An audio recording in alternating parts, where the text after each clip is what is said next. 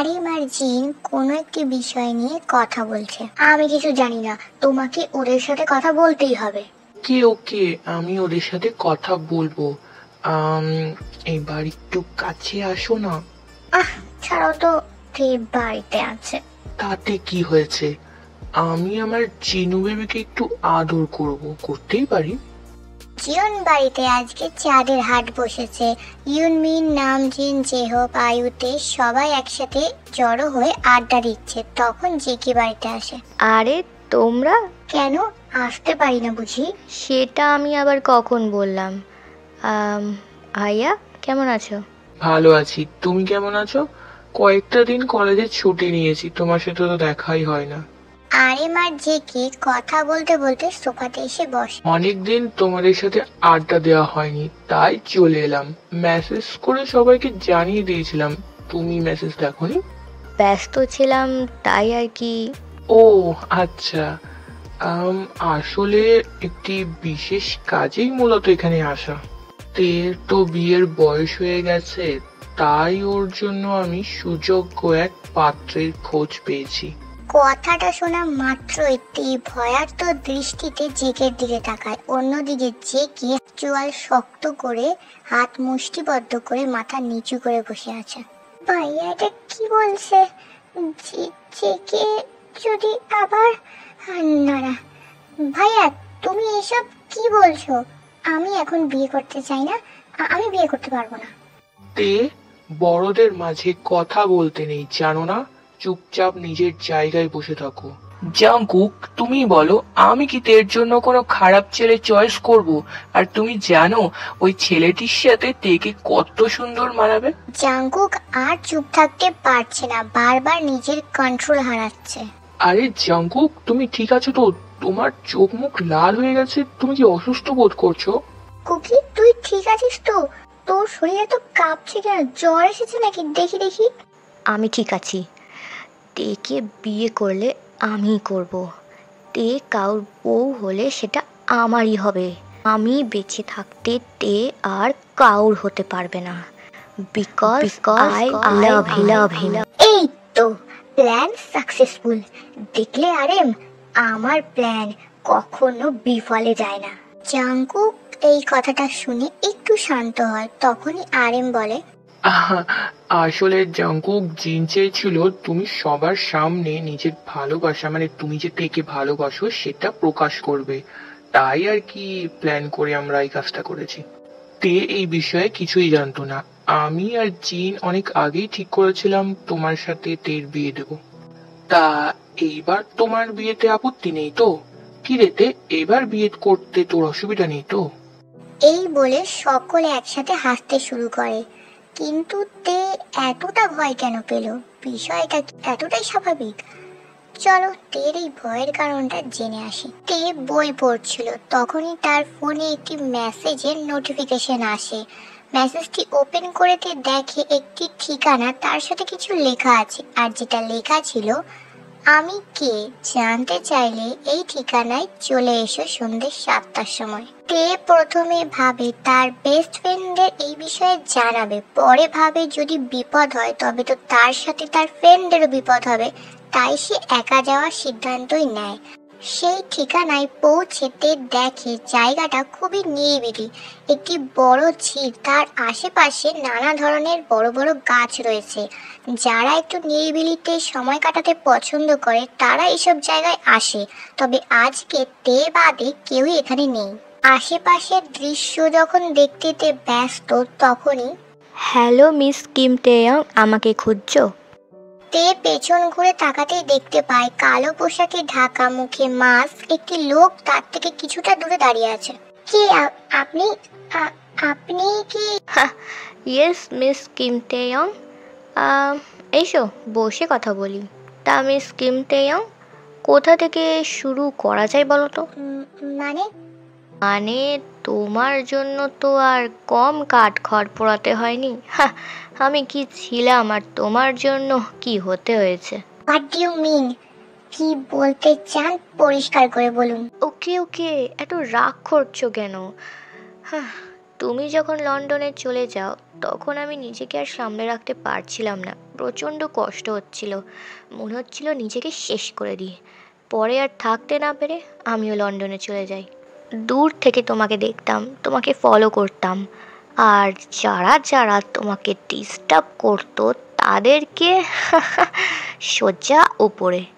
হঠাৎ একদিন শুনি তোমার ভাইয়া হার্ট অ্যাটাক করেছে, তুমি ফিরে যাচ্ছ দেশে। তাই আমি আর ওখানে থেকে কী করবো, আমিও তোমার পেছ পেছ চলে এলাম। আমি যখন দেশে ফিরে আসি তখন আগে আমি জানার চেষ্টা করি যে কী এমন হয়েছে যার জন্য তোমার ভাইয়া হার্ট অ্যাটাক করেছে। তারপরে আমি সেই সমস্যাটা জানতে পারি আর সমাধান করে দিই। আমাদের সাহায্য করার কারণ? কেন? তুমি, আমি হসপিটালে গিয়ে দেখি তুমি পাগলামি করছো, কান্না করছো, কষ্ট পাচ্ছ। তোমার এই কষ্টের মূল কারণটা কে সেটার খোঁজ করে আমি। কি করেছেন? আচ্ছা, ওই গুন্ডা লোকটি কোথায়?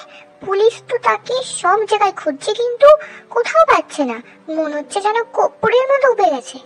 ঠিকই তো বলেছো, উবেই তো গেছে। মানে আপনি আপনি কি কিছু বলছেন না কেন?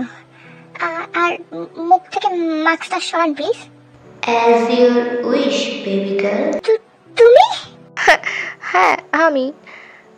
তুমি জানতে চেয়েছিলে না ওই গুন্ডা লোকটির সাথে কি হয়েছে, কোথায় হারিয়ে গেল?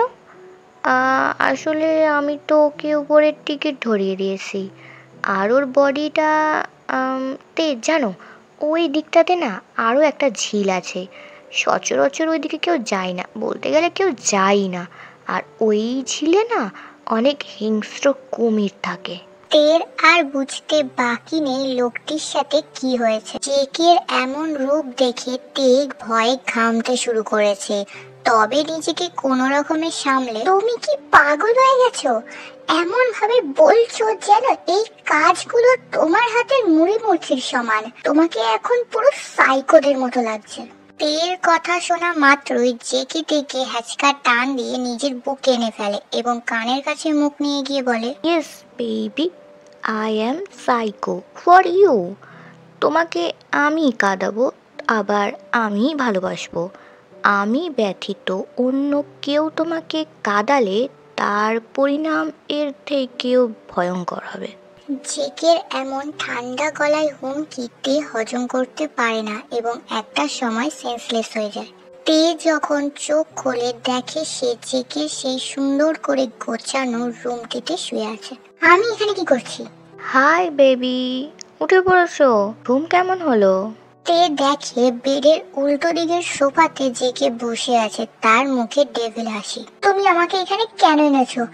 আমি বাড়ি যাব। তে উঠতে গেলে মাথা ঘুরিয়ে আবার বসে পড়ে। আহা সোনা, তুমি খুব দুর্বল, এইভাবে লাফালাফি করো না।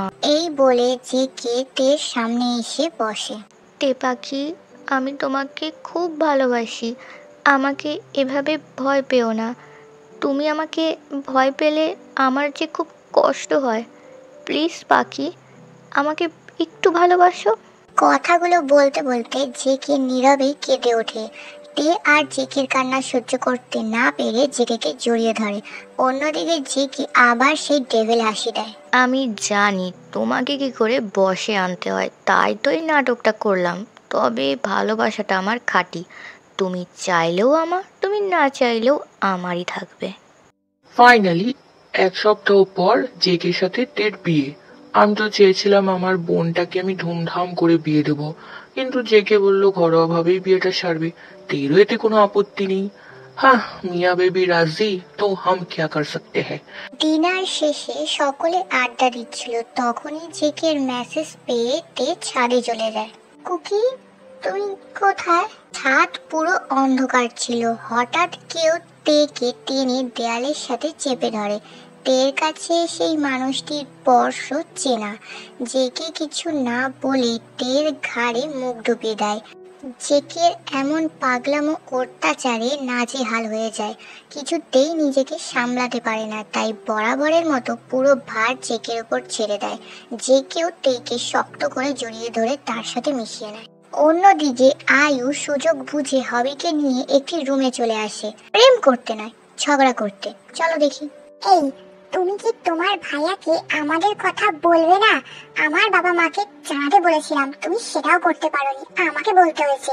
এখন কি ভাইয়াকে আমাকে জানাতে হবে? জান, রাগ করছো কেন? আমি তো চেষ্টা করেছি, খুব চেষ্টা করেছি। তাই নাকি? তা কত দূর এগিয়েছো? অনেক দূর। তুমি জানো, কাল রাতে আমি আমার রুম থেকে ভাইয়ার রুমে এক নিঃশ্বাসে চলে গেছিলাম। আচ্ছা, তারপর? ফেলেই দিতাম, মানে ফেলেই ছিলাম, কিন্তু হঠাৎ টিকটিকিটা ডেকে উঠলো, শুভ কাজে বাধা পড়লো, তাই রুমে চলে এলাম। হবির কথায় আয়ু রেগে হাতের কাছে যেটা পাচ্ছে সেটাই ছুঁড়ে মারছে। অন্যদিকে ড্রয়িং রুমে আরেম আর সুগা বসে গল্প করছে জিন আর জিমিন কিচেনে। কি রে জিমিন, তখন থেকে দেখছি তুই উসখুস করছিস, কিছু কি বলবি? হ্যাঁ, না মানে হ্যাঁ। দি ভাই, আমি সুগাকে ভালোবাসি, সুগাও আমাকে ভালোবাসে, আমরা বিয়ে করতে চাই। এক নিঃশ্বাসে কথাগুলো বলে জিমিন সামনে থাকা এক গ্লাস জল ঢকঢক করে খেয়ে নেয়। জিন তো অবাক, কি যে বলবে ভেবেই পারছে না। আর ড্রয়িং রুমে সুগার অবস্থা খুব স্বাভাবিক, কিন্তু আরএম এক গ্লাস জল শেষ করেছে কিন্তু তার কাশি থামছে না। এই, তুই এত ঠোঁট কাটা জানতাম না তো।